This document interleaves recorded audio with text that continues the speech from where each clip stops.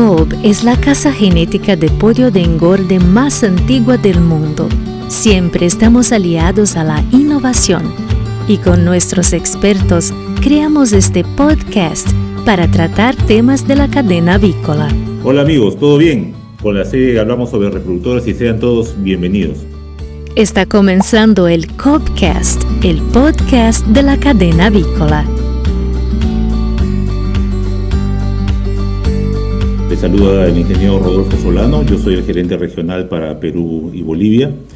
Y en esta tarde tenemos al doctor Diego Preciado y nos vamos a referir sobre el manejo del macho en el levante. Básicamente vamos a tratar de entender la curva de crecimiento de los machos y la importancia que tienen la conducción de los pesos corporales durante la recría. Le dejo en este momento al doctor Diego Preciado para que se pueda presentar. Bienvenidos a todos, como bien lo dice Rodolfo.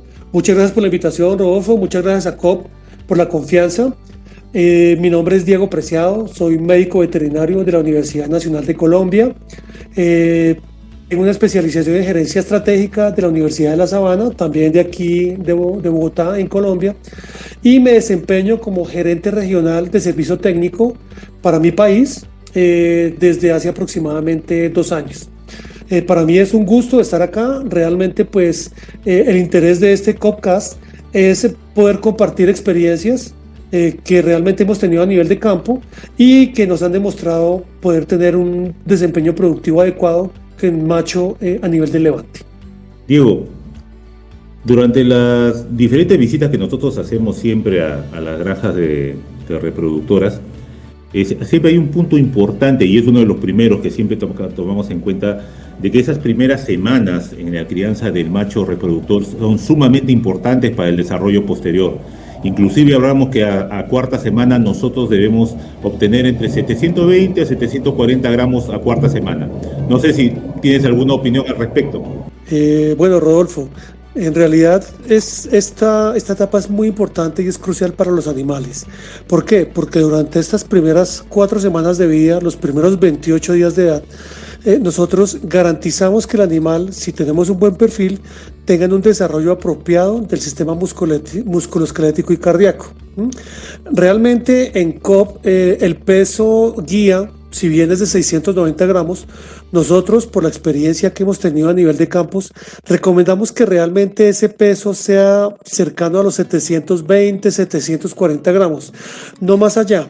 Muchas compañías buscan animales acercándose a los 800, incluso 900 gramos, pero eso realmente para Cobb no es recomendable. No es recomendable, ¿por qué? Simplemente porque la selección de las aves por talla está hecha a nivel de nuestra genética desde las bisabuelas. ¿Eso qué quiere decir? Que realmente con un peso como el que comentamos, entre 720 y 740 gramos, realmente vamos a conseguir la estructura y tamaño esquelético que queremos para nuestras aves. Sí es muy importante que obviamente, pues asociado al tipo de dieta que nosotros utilicemos, pues el consumo de proteína acumulada durante esas primeras 4 semanas de vida sea entre 200 y 220 gramos. Esto pues realmente nos va a garantizar que el animal tenga un desempeño en marco esquelético adecuado. Menos del peso del estándar realmente no es recomendable. ¿Y por qué? Porque realmente los mejores resultados a nivel mundial muestran que estos machos desviados de peso no van a tener un desempeño reproductivo adecuado como el que estamos acostumbrados a tener para nuestros machos Cobb. Sí, y es muy importante porque justo conversábamos la vez pasada contigo también, no solamente conseguir los pesos, sino también las uniformidades adecuadas, porque tratamos de que la mayor cantidad de esos individuos estén con las condiciones que nosotros requerimos para producción. Y yo justo con eso yo te quería hacer otra pregunta, porque al obtener pesos de 720, 740 con uniformidades arriba de 80, 85, ¿qué tan importante es hacer la eliminación de machos que a cuarta semana no alcancen por decir un número, 590 gramos? ¿Qué tan importante es para el futuro del lote y para el futuro de la progenie? Bueno, es interesante que nosotros tengamos muy presente que animales por debajo de 590 gramos pues realmente no van a tener un desempeño adecuado como reproductores. Esto asociado a qué? A que nosotros estas aves las tuvimos en las mismas condiciones de manejo, las mismas condiciones ambientales, las mismas condiciones de alimento que sus hermanos, y esos animales que no alcanzaron a llegar al peso, significa que no van a ser capaces de transmitir la capacidad de engorde a sus hijos. Y realmente pues nuestro negocio es tener un pollo que sea capaz de ganar peso y que tenga un bajo consumo. Si sus padres en el momento del crecimiento no fueron capaces de lograrlo, seguramente estos broilers no van a ser capaces tampoco de tener un buen desempeño a nivel de campo. Hay una manera bien interesante también de ver este tema, y es que los animales que tienen un muy bajo peso no van a tener un temperamento reproductivo. ¿Temperamento reproductivo a qué nos referimos? Un temperamento reproductivo son aquellos animales que sean territoriales, sin ser agresivos con la hembra, que sean capaces de buscar a su pareja, aparearse con ella y generar un huevo fértil. Los animales que realmente no alcanzan los pesos a estos primeros 28 días de edad, pues en producción no van a ser capaces de competir con sus compañeros y seguramente van a generar una falla a nivel de fertilidad y de reproducción. Nuestra recomendación, de verdad, Rodolfo, es que se descarten las aves que tengan un 25% por debajo del peso promedio que tengamos para esa edad nosotros. Es decir, eso de manera general se interpreta como animales por debajo de los 600 gramos, 590, 600 gramos, que indiscutiblemente no van a mostrar un desarrollo fenotípico y seguramente no lo tendrán fenotípicamente tampoco, genotípicamente, para poder tener un buen desempeño a nivel de producción. Si nosotros tenemos unos animales muy uniformes, es decir, si tenemos una uniformidad arriba del 85%, con el peso obviamente aunado a nuestra recomendación entre 720 y 740 gramos, básicamente tendremos en proporción que solamente vamos a descartar un macho de cada 100. Eso significa que la gran mayoría de la población, si está bien manejada durante estos primeros 28 días y tienen una muy buena uniformidad, no va a ser descartada. Sin embargo, pues es muy importante también tener en cuenta dentro de estas primeras 4 semanas de vida que debemos hacer, y es muy importante hacer la primera selección de aves, la uniformidad, durante las primeras semanas de edad, es decir, a los 7 días de edad, para iniciar realmente con una población homogénea y poder desde un principio determinar cuáles aves puede que no vayan a cumplir con los objetivos de peso. Sí, y es importante porque nosotros tenemos un comportamiento, un perfil de peso durante el levante en la hembra, pero en el macho tiene ciertas condiciones que nosotros tenemos que tener muy, muy en cuenta para poder desarrollar un macho que después nos exprese un óptimo potencial en su genética. Entonces, ¿qué idea tienes tú con respecto a los perfiles de crecimiento en el levante? Bueno, Rodolfo, esta pregunta es muy importante y es vital que la toquemos. Hay 2 variables o 2 premisas que nosotros nunca podemos dejar pasar. Primero, un animal, independientemente de que sea macho o hembra, pero en este caso el macho, nunca debe perder peso. Si bien nosotros tenemos unos manejos para controlar el peso o el perfil de crecimiento de estas aves, sí es vital tener en cuenta que estos animales nunca pueden perder peso, porque va en detrimento de su capacidad reproductiva, más en esta época de crecimiento. La densidad que debemos manejar en el levante para los machos debe mantenerse entre 3 y 3.5 aves máximo por metro cuadrado después de las 12 semanas de vida. La gran mayoría de compañías que tienen resultados exitosos mantienen un máximo de 3.5, por lo que realmente esa es nuestra recomendación. ¿Por qué es importante mantener un perfil de crecimiento adecuado? Porque el potencial reproductivo se establece a muy temprana edad. Es decir, antes de las 8 semanas de vida se generan las células de Sertoli. Sí, se forman las células de Sertoli, que realmente son las que establecen la capacidad de producción de esperma de un macho. Si nosotros durante esas primeras 8 semanas de vida no tenemos un crecimiento adecuado, simplemente vamos a generar un crecimiento o una formación inadecuada de estas células de Sertoli, generando de manera directa que la calidad y la cantidad del esperma que se produzca no sea la mejor. Por eso es vital que el perfil de crecimiento se mantenga en las condiciones y en los objetivos que nosotros recomendamos como línea genética. Importante también para COP que se hagan selecciones de peso. Ya hablamos en el punto anterior respecto a a las selecciones por peso, los grading, se hagan de una manera muy juiciosa.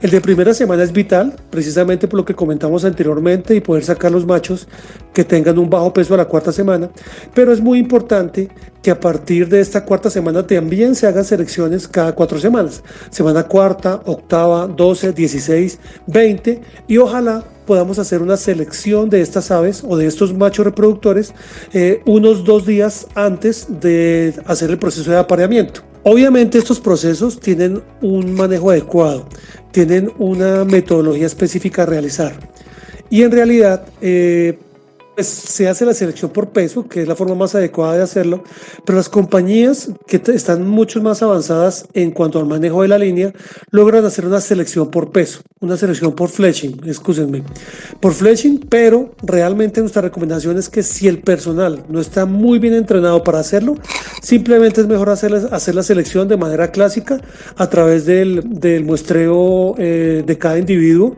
para determinar su peso corporal y asimismo caracterizarlo o clasificarlo en un determinado rango. La uniformidad de los perfiles adecuados definitivamente han demostrado tener menos defectos de patas en los machos, y obviamente esto nos genera una capacidad reproductiva mucho más alta que los machos que realmente no tienen un perfil de uniformidad acorde a lo que nosotros estamos buscando, arriba del 85%. Excelente. Mira, la vez pasada creo que también tuve la oportunidad de hacer algunos comparativos, y tú sabes que generalmente para el oscuro en la hembra trabajamos con una oscuridad un poquito más fuerte, casi un lux, que son los que hasta ahora mejores resultados están dando, pero generalmente, y lo conversábamos, no es tan fuerte en el tema de los machos. No sé si nos puedes aclarar un poquito en ese tema, ¿no? Es bien interesante tener en cuenta en qué momento debemos oscurecer los animales, más en estos momentos coyunturales en los cuales nosotros como COP estamos desarrollando nuevas líneas de macho. El objetivo principal, obviamente, como lo decíamos anteriormente, es ser uniformidades arriba del 85%. Sin embargo, las compañías que son más exigentes y que tienen excelentes resultados en nacimiento buscan que este objetivo no sea inferior al 95% y que estos animales este 95% de las aves tengan una condición de fleching adecuada a la semana 20, de la cual vamos a hablar un poco más adelante. Obviamente debemos hacer todo el esfuerzo para que se mantengan las metas semanales de peso, pero ya hablando un poco del oscurecimiento, que a lo que corresponde tu pregunta, a lo que corresponde tu consulta, Rodolfo, realmente hablamos de que hasta la semana 12 nosotros realmente debemos buscar un oscurecimiento bastante fuerte, como el que tenemos en la hembra, aproximadamente entre 1 y 2 lux, pero a partir de la semana 13 y hasta la semana 24, este oscurecimiento puede ser no tan estricto. Es decir, nuestra recomendación es que los animales lleguen con un poco más de intensidad lumínica al final del levante. Nuestra recomendación es que ojalá manejemos oscurecimiento entre 5 y 10 lux, de tal manera que los animales a partir de la semana 13 tengan un poco más de acceso a la luz, para que al momento del apareamiento pues lleguen un poco más maduros.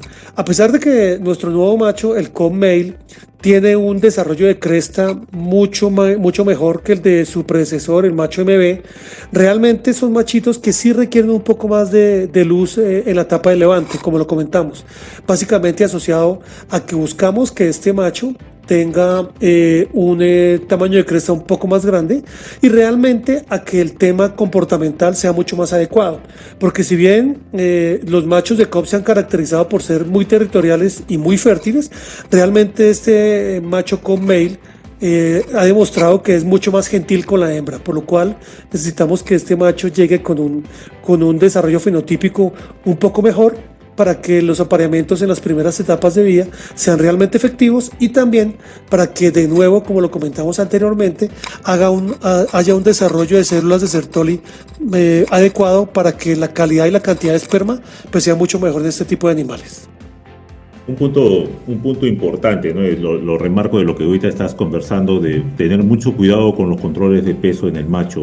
No pueden ir como la hembra, tiene que ser más o menos un poquito en estándar, un poquito arriba. Pero para eso también nosotros necesitamos ciertas estrategias en el manejo del alimento después de 12 semanas, porque ya nosotros nos vamos a comenzar a preparar a nuestro machito para ir allá hacia la etapa de producción, hacia su madurez sexual. ¿No? Ya como tú dijiste, 12 semanas antes, las primeras semanas, la formación de carcasa, sistema cardiovascular, la distribución propiamente de la conformación.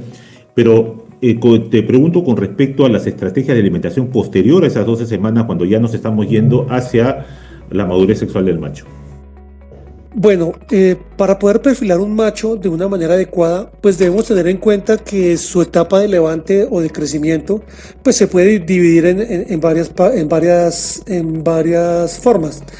La primera, el primer segmento, lo utilizamos o lo llamamos en la etapa de crecimiento, que es la primera a la cuarta semana, que es un periodo en el cual buscamos un macho muy bien desarrollado. Por eso el alimento de esta etapa de las primeras 4 semanas es un alimento de iniciación igual al que manejamos en la hembra, con 2.850 kilocalorías, 19% de proteína y un 0,93% de lisina. Y los incrementos de alimento de semana a semana durante estos primeros 28 días, pues son incrementos bastante fuertes. De hecho, las guías hablan de incrementos arriba de 15 gramos de la primera a la segunda semana, y entre 6 y 5 gramos de esta semana de la segunda hasta la cuarta. Hablando ya en el segundo periodo, que lo consideramos de la semana octava a la 12, realmente aquí ya queremos que el macho comience a perder esa condición de engordar que tiene genéticamente por el desarrollo que le hemos dado. Este desarrollo genético o esta pérdida de la capacidad de engordar o de convertirse en un broiler, pues simplemente lo hacemos con consumos de mantenimiento. Esos consumos de mantenimiento entre esta semana octava y 12 deben ser con incrementos semanales máximos de 2 gramos, entre 1 y 2 gramos. De hecho, si ustedes revisan nuestras tablas sugeridas de consumo, y para ello también utilizamos otra estrategia, y es el uso de alimento de levante. Este alimento de levante es una dieta que tiene 2.700 kilocalorías, con 14.5% de proteína y 0.6% de lisina. Es importante realmente tener en cuenta que este alimento no es diferente al que manejamos en la hembra, y realmente si nosotros manejamos los consumos, como lo comentamos anteriormente, básicamente de mantenimiento, seguramente vamos a tener un perfil de peso muy, muy pegado a nuestra guía, que es realmente lo que buscamos para que el macho se convierta en reproductor y no en un pollo de engorde. De la semana 13 a la 16, debemos despertar de nuevo este macho, pero no como pollo de engorde, sino como reproductor. Y para eso aceleramos un poco los incrementos. Acelerar un poco me refiero a que incrementamos los consumos en 4 o 5 gramos, de tal manera que los animales comiencen el desarrollo o el crecimiento y la maduración de estas células de Sertoli, de las que hablábamos anteriormente, para que realmente este tema, el perfil de desarrollo de estos túbulos seminíferos y el perfil de crecimiento del animal se aúne a la capacidad de producción espermática. De la semana 16 a la 20, ya con esta misma dieta de levante que la llevamos hasta la semana 24, en algunos casos, en algunos hasta la 28, de eso hablaremos un poco más adelante, pues realmente en esta etapa de la 13 a la 16 hacemos unos incrementos acelerados de 4 a 5 gramos buscando que el animal crezca, y de la semana 16 a la 20 estos incrementos son mucho más fuertes, incluso pueden ser hasta de 6 gramos, obviamente dependiendo del perfil nutricional que tenga cada una de nuestras dietas. Si los perfiles nutricionales se acomodan a lo que realmente COP recomienda, estos incrementos de 6 gramos van a dar perfectamente con los incrementos de peso que queremos para esta etapa. Si nosotros tenemos una dieta adecuada, realmente con estos incrementos los animales no van a exceder el peso. De la semana 20 a la 24, que ya es la etapa final del levante, vamos a tener unos incrementos casi que de mantenimiento, pero realmente no son tan bajos como los de la semana octava a 12, son un poco más elevados, alrededor de 3 gramos, para que el animal mantenga las ganancias sin perder conformación, pero tampoco sin ganarla demasiado. Realmente lo que nosotros buscamos para esta etapa es que los animales prácticamente a partir de la semana 12 tengan un perfil de fletching 2.5, es decir, una pechuga en V, sin ser demasiado delgados, y este realmente es el perfil que quisiéramos de estos machos reproductores casi hasta el final del ciclo de producción. Obviamente estos crecimientos realmente harán que el desarrollo testicular sea adecuado sin que el animal, como lo comentamos, pierda su conformación. Sí, sí, la verdad que hay mucho detalle, que, como dices tú, en el manejo para obtener un buen macho reproductor. Tú sabes, siempre hemos conversado que una de las mejores formas de manejar es siempre viendo al ave en el campo, no hay otra forma. No. Sin embargo, siempre hay ciertas recomendaciones, tanto de los proveedores como de nosotros mismos, en cuanto a la cantidad de equipo que nosotros debemos utilizar durante el levante. Siempre hemos conversado. La mejor forma de ver es entrando, siempre viendo al ave, entrando temprano a la hora que va a comer, a la hora que tome agua, ver si hay una buena distribución, si la uniformidad de distribución del alimento está ok. Pero también hay ciertas recomendaciones que nosotros tenemos que dar para el tema del uso de comederos y bebederos en Levante. No sé, me gustaría en verdad saber tu opinión, Diego. Bueno, Rodolfo, hay una situación bien interesante con respecto a la cantidad de equipo necesario, tanto bebedero como comedero, en la etapa de levante. Realmente, y retomando las palabras que comentaste anteriormente, nosotros podemos tener unas guías propias de cada compañía o nos ajustemos a la que nos manejamos nosotros o recomendamos como casa genética, pero realmente lo que nos va a indicar si el equipo que tenemos es adecuado es el comportamiento de los animales. El comportamiento de los animales pues nos va a indicar realmente si están cómodos con la cantidad de espacio que tienen, tanto de comedero como de bebedero, y a pesar de que tengamos unas guías, realmente debemos ver qué es lo que está mostrando el animal al momento de la alimentación. Por eso aquí retomo la recomendación que hacías anteriormente. Nosotros somos técnicos de campo y ese es nuestro sitio.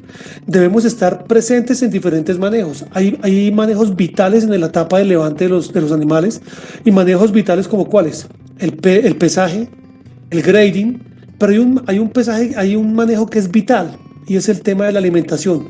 Y es un manejo que se hace a diario, de tal manera que en cualquier momento nosotros podemos identificar si tenemos algún error simplemente asistiendo al proceso de alimentación. Claro, debemos madrugar bastante, observar el comportamiento de las aves al momento del suministro de la comida y realmente ver si lo que tienen es adecuado o no, de acuerdo a las condiciones que tenemos establecidas. Sin embargo, pues obviamente como casa genética nosotros tenemos unas recomendaciones de manejo en el tema del espacio requerido de comedero y de bebedero, y esto está aunado a la misma curva de crecimiento de los animales. Durante las primeras 4 semanas de vida nosotros sugerimos que se manejen 6 centímetros de espacio, tanto para comedero de canal como para comedero de tolva. Entre la semana cuarta y la octava, sugerimos que se manejen 9 centímetros de espacio para comedero de canal y 8 centímetros para comedero de tolva. Entre la semana octava y la 12, recomendamos que ese espacio sea de 12 centímetros para canal y de 9 centímetros para tolva. Y aunque las guías hablan de que a partir de la semana 12 nosotros debemos dar el espacio total, tanto de comedero como de bebedero, realmente la experiencia a nivel de campo nos indica que no es bueno poco, pero tampoco es bueno tanto. Porque si damos muchísimo espacio, realmente por un animal que tenga tan alta capacidad de conversión y tan alta voracidad como las que tienen nuestras reproductoras, pues realmente lo que van a generar es un impacto negativo a nivel de uniformidad y, por qué no, también en el perfil de crecimiento y en los pesos objetivos, ¿no? De tal manera que si nosotros miramos de la semana 12 a la 16, recomendamos que se manejen entre 14 y 18 centímetros de espacio para comedero de canal y entre 11 y 15 para comedero de tolva. Después de la semana 16, sí ya se puede dar completamente el espacio que se requiere, incluso para producción, que equivale a 18 centímetros para nuestros machos en comedero de canal y 15 centímetros para comedero de tolva. Con respecto al espacio que tenemos del comedero, del bebedero, nosotros, pues aquí en esto sí ha habido unas variaciones bastante importantes. ¿Y es porque nosotros estábamos acostumbrados a manejar aproximadamente 1.5 centímetros de espacio de bebedero de campana, tanto, obviamente contando tanto macho como hembra, durante toda la etapa, tanto de levante como de producción. Pero realmente esto ha variado. La capacidad de consumo de agua, la capacidad de producción de calor de nuestras aves actuales hacen que requieran un poco más de espacio a nivel de producción. Entonces, ¿qué buscamos? Que en el caso del bebedero de campana, a partir de la semana 21 no sea 1.5 centímetros, sino 2.5 centímetros por ave, obviamente incluyendo las hembras dentro de ese censo. Y si utilizamos bebedero de niple, nuestra recomendación es que hasta semana quinta manejemos aproximadamente 12 aves por niple. Hasta de la semana sexta a la 20, 10 aves por niple, y a partir de la semana 21, 8 aves por niple. Reitero, como bien lo decía Rodolfo, es muy importante que las aves tengan un comportamiento adecuado al momento de la alimentación, que nos va a garantizar realmente que las decisiones que tomamos fueron acertadas o hayan sido acertadas. Excelente. Excelente. Mira, yo soy un convencido que durante todo el levante, el macho, así como tú dices, en estándar o ligeramente arriba, y cuando nosotros hablamos ligeramente arriba es máximo más 3%. Pero también se observa en el levante que muchas veces en las empresas observamos peso de macho demasiado altos, ¿no? Arriba de 7, 8 durante el levante. ¿Qué efecto o qué problemas yo podría tener posteriormente en la producción? Manejar animales pesados realmente nunca es bueno. Sin embargo, si el sobrepeso durante la etapa del levante no es superior al 5%, no debería presentarse mayor dificultad. Sin embargo, lo ideal es buscar el peso de la guía. Sin embargo, hemos tenido compañías que en algunos casos manejan sobrepesos arriba del 10% en la etapa de levante, que obviamente se reflejan en los pesos a nivel de producción.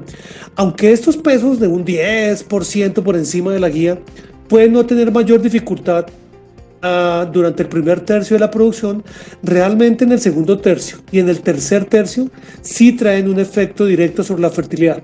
Primero, porque el animal tiene una conformación de pechuga mucho más grande, mucho más elevada de lo que nosotros quisiéramos, y eso le va a generar dificultades para el apareamiento. Y segundo, porque realmente el animal muy pesado comienza a generar una regresión testicular, y eso realmente pues impacta de manera directa la capacidad de producción de pollitos, que finalmente pues es el objetivo de nuestro negocio. Entonces, como lo decíamos anteriormente, si el sobrepeso es del 5%, sin ser recomendable, no es que sea nuestra recomendación, pues no debería presentarse mayor dificultad, siempre y cuando el fletching de estos animales se mantenga entre 2.5 y 3 durante la gran mayoría del periodo o etapa productiva. Este tipo de fletching es normal tenerlo alrededor de las 2/3 partes de la vida del animal. Sin embargo, es normal que a partir de la semana 35, un porcentaje de los machos muy bajo, aproximadamente un 2%, tenga una proporción o presente fletching 4 para esta edad, que no es normal, no es anormal, es perfectamente normal, porque hace parte de la campana de distribución, de la campana de Gauss que tiene toda población. Sin embargo, pues es importante garantizar que no haya muchos más animales con este tipo de conformación. Al final del ciclo de producción, esta proporción puede subir ya un 15%. Un 15% de los machos deben tener un fletching tipo 4. Sin embargo, si nosotros tenemos machos muy pesados, realmente pues esa proporción de fletching tipo 4 va a ser mucho más alta, y con seguridad nos va a impactar a nivel de producción y a nivel de fertilidad.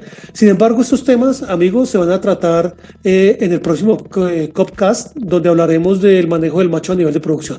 Excelente, excelente. Tú hablaste hace un momento de la oscuridad en el macho.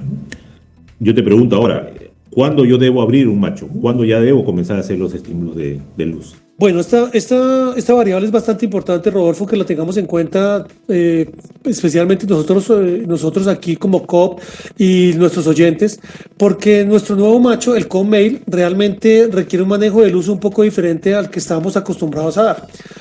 Normalmente, como lo hablábamos de manera anterior, pues nosotros debemos dar un poco más de intensidad lumínica a partir de la semana 13. Sin embargo, nuestra recomendación es que a estos machos, bueno, no solamente al COP Male, también al COP bebé, para las compañías que lo tengan, nosotros debemos manejar un estímulo de luz entre 2 y 3 semanas antes que el estímulo de la hembra. ¿Eso quiere decir? Que básicamente los estímulos para el macho se deben dar entre semana 18 y 19. Reitero, los machos actuales El Cobb Male, por ejemplo, tiene un desarrollo de cresta bastante mejor que el de su hermano, el Cobb MB. Sin embargo, sus características es que es un macho muy gentil, es un macho que no es tan territorial y por eso necesitamos que llegue un poco más maduro a la etapa de producción y por eso los manejos de oscurecimiento y de fotoestímulo deben hacerse, como lo comentamos anteriormente, 2 a 3 semanas antes que la hembra. Excelente, Diego, excelente.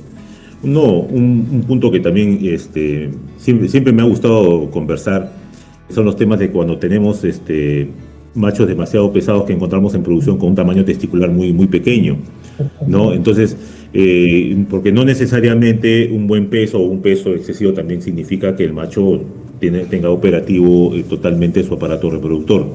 Entonces, yo quería saber cuál es la proporción, qué proporción nosotros debemos esperar entre el peso corporal y el tamaño del testículo, más o menos en el macho durante la etapa de levante. Esta es una excelente variable que tenemos que medir a nivel de campo. La proporción del peso del testículo respecto al peso corporal es un tema que realmente no se habla mucho, del que las genéticas realmente no hablan muchísimo durante sus procesos de manejo. Sin embargo, Cobb lo tiene muy bien establecido y realmente pues aquí bueno, primero, orientarse por los parámetros que tenemos en nuestra guía de manejo. Sin embargo, para que ustedes tengan una referencia, alrededor de la semana 21, la proporción del peso del testículo con respecto al peso corporal es de un 0.02%. En la semana 23 ya puede ser del 0.52. Imagínense, crece casi 25 veces en cuestión de 2 semanas asociadas al fotoestímulo, pero ya iniciando producción, la semana 25-26, esta proporción del tamaño del testículo puede ser del 1.14, 1.15 y realmente ya en la etapa máxima de producción del lote, en el pico de producción tanto de macho como de hembra, alrededor de semana 28 a 31, tenemos una proporción de peso del testículo del 1.19. Obviamente pesando los dos testículos, ¿no? No es cada uno, sino los dos en conjunto, deben pesar aproximadamente un 1.2% del peso del animal. Es un parámetro muy interesante porque realmente si nosotros tenemos un crecimiento como el que acabamos de mencionar, indica que tanto el peso corporal como el estímulo de luz y como los incrementos de consumo que dimos durante la última etapa del levante, pues realmente fueron los adecuados y estamos consiguiendo un macho que va a ser un excelente reproductor durante toda su vida. La verdad que ha sido una conversación muy, muy, muy enriquecedora, porque siempre hemos hablado, y el macho es una parte súper importante en el manejo de la reproductora, que si bien en proporción, en cantidad, no son la misma cantidad que una hembra, pero prácticamente el aporte 50% por parte de cada uno hace de que en verdad el manejo del macho sea un manejo que tengamos que nosotros tener mucho, mucho cuidado, porque tiene comportamientos diferentes a la hembra, porque tiene otro perfiles de crecimiento, porque tiene otros respetos a los estándares de peso con formación que lógicamente van a ser los que van a priorizarse en la etapa de producción. Yo, Diego, te quiero agradecer por tu presencia hoy día, por la conversación que hemos tenido. Gracias al doctor Diego Preciado y a todos los oyentes por haber estado hoy día con nosotros. Es importante recordar que el Cobbcast es quincenal. Agradecemos a todos los oyentes y no se olviden de escuchar los episodios que ya están en el aire y hasta la próxima vez. Nuestro momento de bienestar animal para gestores de avicultura está comenzando. La velocidad del aire y la ventilación del túnel son herramientas muy importantes para ayudar a mantener un ambiente ideal y una temperatura agradable para las aves. Desde el punto de vista del bienestar, siempre observe la distribución de la parvada y el comportamiento de las aves cuando haga la transición a la ventilación de túnel. Las aves indicarán si están cómodas o no. Idealmente, las aves deben estar distribuidas uniformemente en el galpón y deben permanecer activas. Si las aves están migrando a un área o aún muestran signos de estrés térmico, evalúe el funcionamiento del sistema de ventilación, velocidad del aire de entrada, velocidad del aire en el centro del galpón, presión de entrada, condición de los extractores, etc., y resuelva cualquier problema. Escuchaste Cobbcast, el podcast de la cadena avícola.